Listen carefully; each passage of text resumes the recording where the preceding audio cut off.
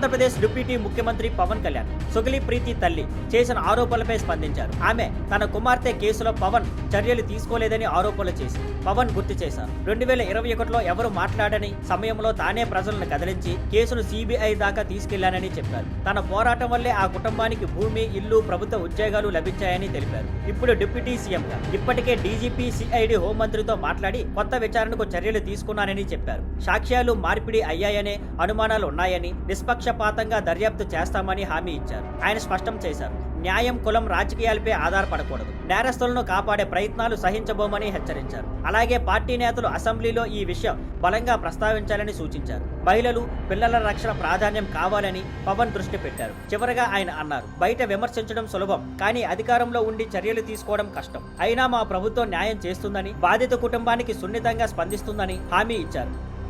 Thank you for watching. Please like, share and subscribe.